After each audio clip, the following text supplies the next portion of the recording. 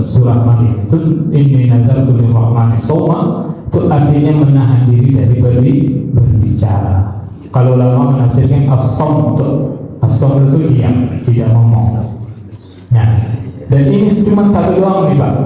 Kata shauma disebutnya Al-Quran. Nah, ini perbedaan penggunaan diksi Al-Quran dengan hadis. Tapi nanti dalam hadis menggunakan saum. Ya, itu berbeda. Begitu telitinya Al-Quran dalam penggunaan dalil. Nah, ada pun kata siam. Siam itu Al-Quran gunakan untuk ibadah. Untuk ibadah. Seperti apa? Ibadah puasa, ibadah pokoknya dan berkaitan dengan hal-hal yang berat. Seperti dalam kalimat kutiba alaikumus syiyam, ya. Kalimat kutiba alaikum itu di dalam Quran disebutkan 5 kali. Dan berbeda dengan kenapa Al-Quran dia mengafurida alaikum. Kan artinya diwajibkan kepada kalian, bukan difardukan kepada kalian. Ya, karena apa? Karena kutiba alaikum itu memiliki makna penetapan kewajiban yang memiliki pilihan. Dia ada pilihan 1-2. Kalau furiḍa itu cuma 1-2. Dia tidak memiliki pilihan yang lain. Itu beda pemilihan diksi Al-Quran ketika menggunakan kutiba alaikumus syiyam kama kutiba alal ladzina min qablikum la'allakum tattaqun. Dan banyak seperti kutiba alaikumul qisas, diwajibkan kepada kalian hukum qisas. Itu ada unsur pemaksaan dan kesulitan. Ya, kalau kalimat kutiba alaikum idza hadara ahadukumul maut, diwajibkan kepada kalian ketika kematian hadir. In kutiba alaikumul qitalu alla tuqatilu, kepada Bani Israil katakan jika ditetapkan kepada kalian berperang, alla tuqatilu, kenapa kalian tidak berperang? Jadi itu perbedaan penggunaan diksi Al-Quran kutiba alaikum. Nah, secara istilah puasa itu dan kata Ramadan, ya, dalam sebelum kita tinggal kata Ramadan itu digunakan juga dalam Al-Quran, dalam hadis salatul awwabina hina tarmilul fisal. Salat awwabin, pernah dengar salat awwabin?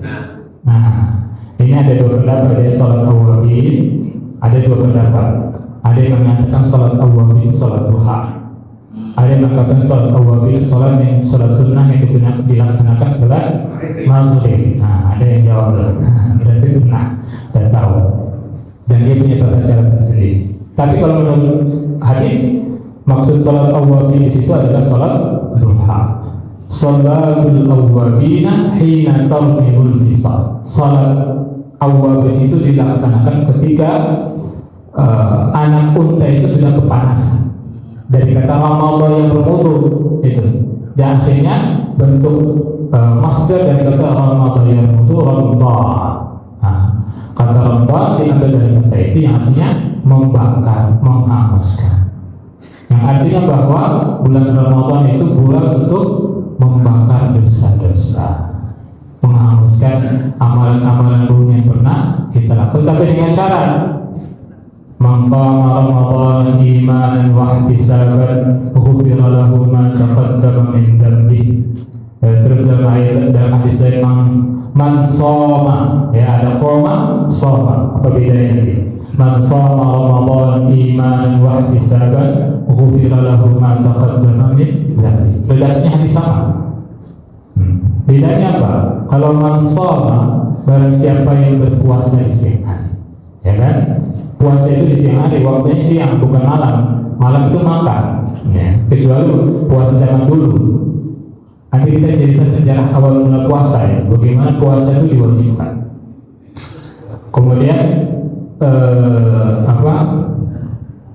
man qama Ramadan, man shoma, siapa yang berpuasa di siang hari bulan Ramadan imanan wa ihtisaban, karena iman. Nah, itu sesuai dengan ayat awal puasa, ya ayyuhalladzina amanu. Allah memanggil langsung, menyuruh orang-orang beriman. Yang secara langsung tidak pakai kata-kata awal, qul, nggak ada qul, katakanlah Muhammad ya ayyuhalladzina amanu. Tidak. Berarti ini merupakan panggilan spesial dan khusus bagi orang-orang beriman. Ya ayyuhalladzina amanu. Ini ada kesesuaian ayat dengan hadis. Man shoma ramadhana imanan wa ihtisaban. Ihtisab itu artinya apa? Menghitung. Itu secara bahasa. Tapi ulama kemudian mengartikan ikhlas karena Allah. Ikhlas karena Allah. Dan ini menjadi syarat agar puasa Ramadan kita itu diterima. Iman ihtisab. Tapi semuanya didasari dengan ilmu. Kalau tanpa ilmu maka semuanya tidak sah. Hadis yang kedua, man qama ramadhana imanan wa ihtisaban ghufira lahu ma taqaddama min dhanbi. Barang siapa yang qiyam Ramadan. Sini istilahnya qiyam Ramadan. Yang pertama, siam Ramadan. Qiyam Ramadan imanan wa ihtisaban. Nah, qiyam Ramadan ini merupakan ibadah khusus di bulan Ramadan. Makanya disebut qiyam Ramadan. Kalau di luar Ramadan disebut apa? Ya, qiyamul lail atau salat tahajud. Nah, itu. Dan dia sengaja diberikan istilah khusus agar berbeda dengan salat-salat malam di bulan-bulan lain. Iman dan wahtisaban, karena iman, percaya dan patuh kepada Allah, wahtisaban dan ikhlas mengharap pahala dari Allah, ghufira lahu ma taqaddama min dhanbi, maka dosa-dosanya yang lalu diampun. Maksud dosa di sini apa? Dosa besar atau dosa kecil, Pak? Dosa kecil. Dosa kecil, Pak. Karena dosa besar itu perlu tobat, beda. Ini yang tidak dijelaskan dulu sama Ustaz Ustaz. Dosa-dosa yang dimaksudkan adalah dosa kecil. Karena kalau berkaitan dengan dosa harta, kita mengambil uang orang lain, maka kita harus meminta keridhaan orangnya, meminta maaf kepada orangnya. Tidak bisa dengan qiyam Ramadan saja. Begitu. Makanya ulama menafsirkan bahwa dosa-dosa yang dimaksud ini adalah dosa-dosa kecil. Baik.